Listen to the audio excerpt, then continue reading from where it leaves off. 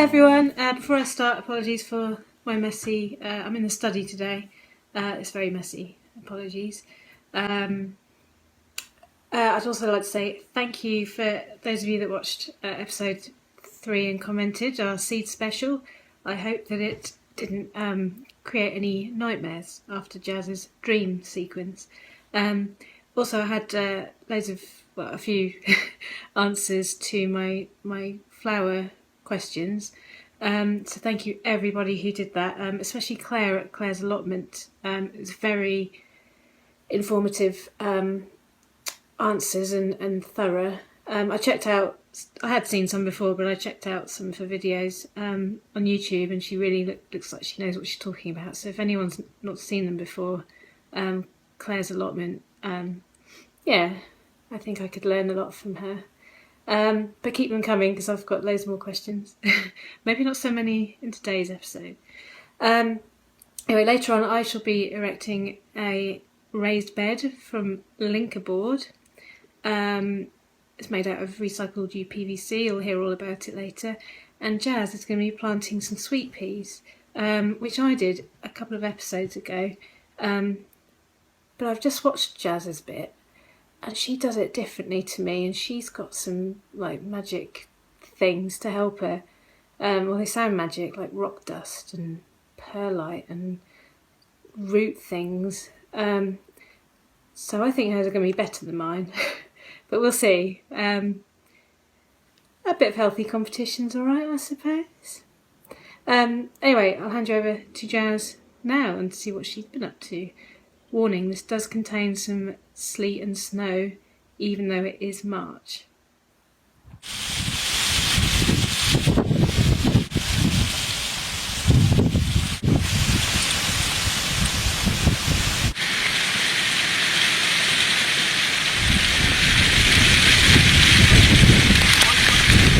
So today I've got a few things in the post, which is always exciting.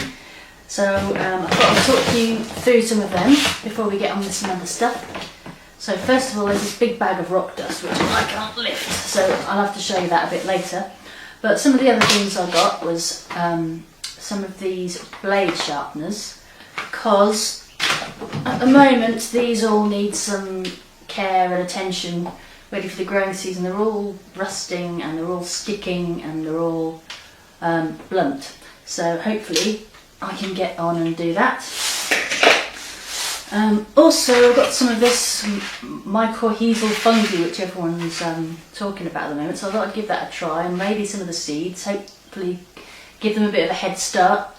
So that's something that I'm looking forward to trying. The other thing, bucket, 30 litre bucket. Well, I've got a few of them.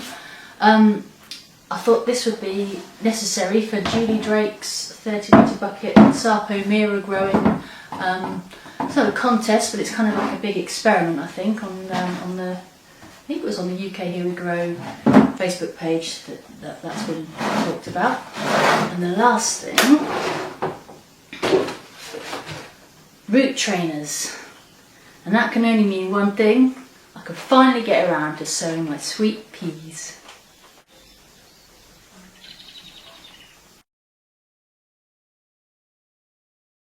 I'm going to start by sieving my compost because there seems to be a few lumps and things in it.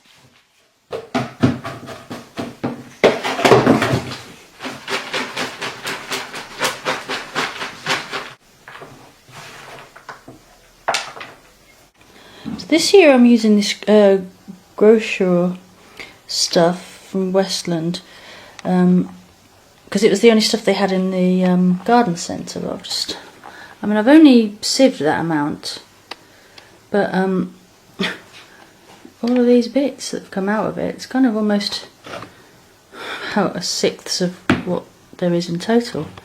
So I think I might go back to Grochar, which I had last year, which was so fine and lovely to work with. I might go back to buy some more of that for the rest of... Once I've run out of this bag, I might go back to that. Here I'm just filling up the root trainers with the sieved seed compost. I'm giving it a tap so it settles down into the cells. Now I'm making some holes about 2 centimetres deep. Let's see if this is our secret weapon. I'm sprinkling a little mycorrhizal fungi into each hole.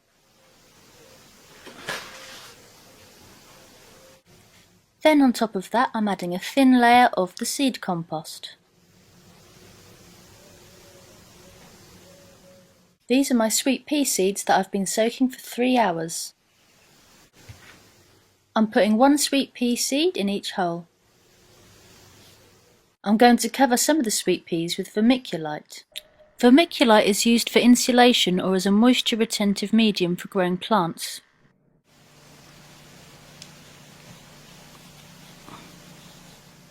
And some with perlite. Perlite is also used for insulation or to create aeration in soil or compost.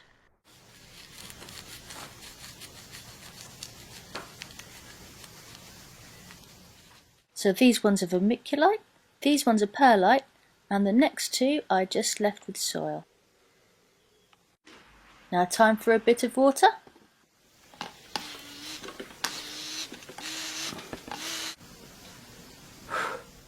Label them, cover with a propagator lid, and sit them somewhere where they can get some light. Now just hope that they're at least as good as gems.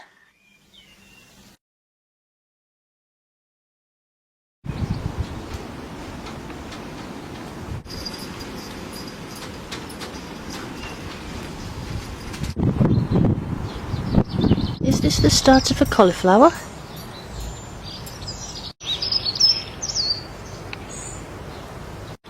And this looks like purple sprouting broccoli. I haven't got a clue.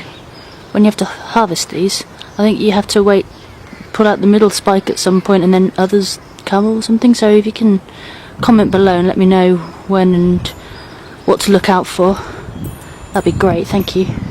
This is the rock dust I was talking about, now you can see it. I'm going to use this as a sort of a top dressing for some of the dodgy onions and the questionable tulips and things like that I put in, and the garlic, and hope that it might give them a little bit of an extra boost.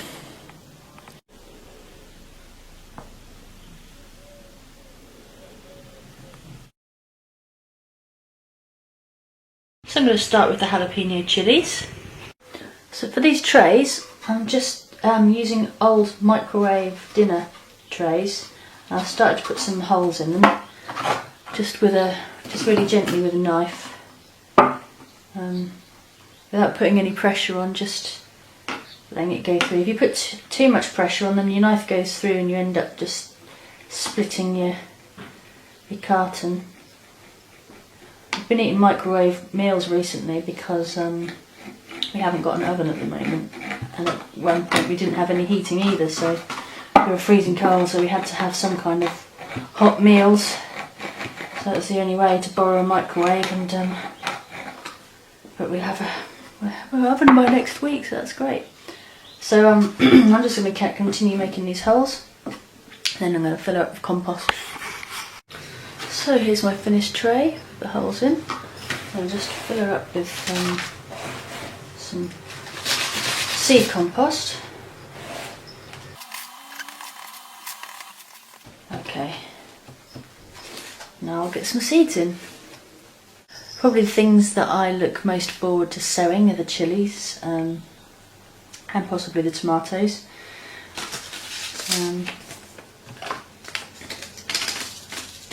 Let's open up these bad boys.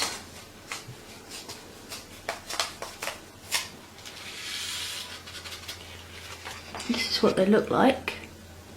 Bit like tomato seeds, really. So I'm going to start by making some little holes, kind of about double the size of the seeds themselves.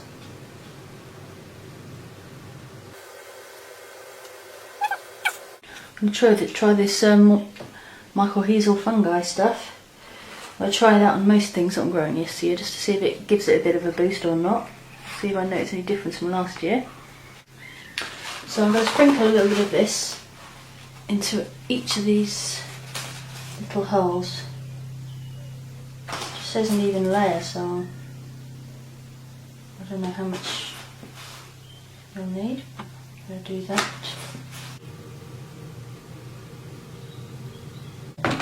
and push them down a bit more, because then we've got to put compost on top of this.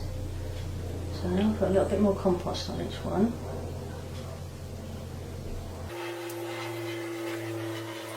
And now it's seed time. There's one in each hole.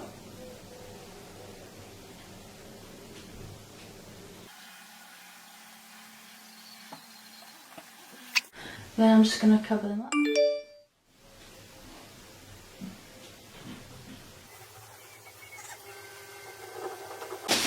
Give them a bit of water with my trusty squirty gun.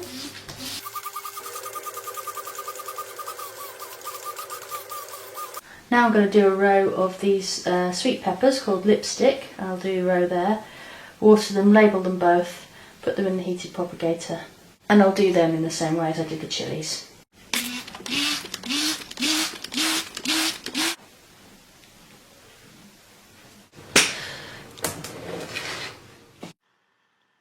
Nighty night. Hello, yes, very excited today because today I'm putting up my very first raised bed. It's a bed from a company called Linkerboard, and it's made of recycled UPVC.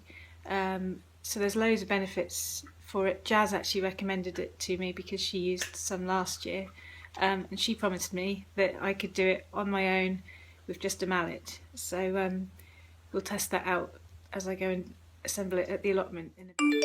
But just a bit about Linkerboard. It's made from recycled UPVC, so it doesn't rot away into the ground or anything.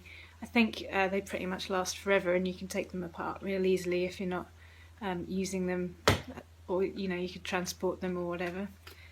I felt the box that I haven't opened the box yet, but the box that it came in is really light, so it's quite easy to handle. It's got, I think they call it a double skin around the outside, so it insulates the soil and keeps it at regular temperature. It comes in a whole selection of different colours. I went for brown, which I'm a bit gutted about now. I wish I'd gone for black. But it comes in green, brown, white, terracotta and black. Yeah, it's just meant to be really easy to put together and stuff. So I'm going to have a go at doing that down the allotment. You might see a few surprises down the allotment, a few changes. But firstly, I just want to go and have a look on the progress of the sweet peas that I sowed last week. So my dad actually found this heated propagator in his shed, which is very handy. I've put my sweet peas under it. I think there's about 6 come up in there, so I'm pretty chuffed with that. Nothing on my silver dust yet, but apparently that takes 7 to 10 days to germinate. And that's doing pretty well as well. So we'll keep our eye on those. Jazz, I think you're going to like this. It's a little tiny greenhouse.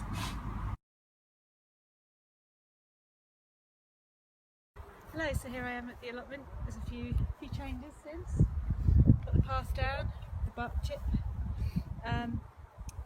I've already made. Oi.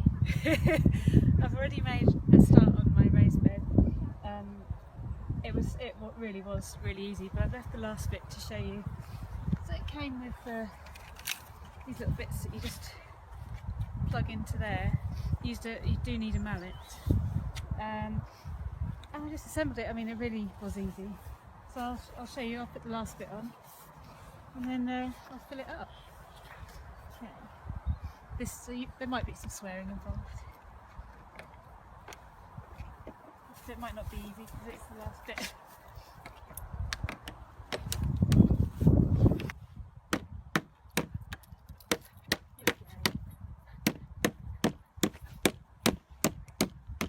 There's one, and then this will be the last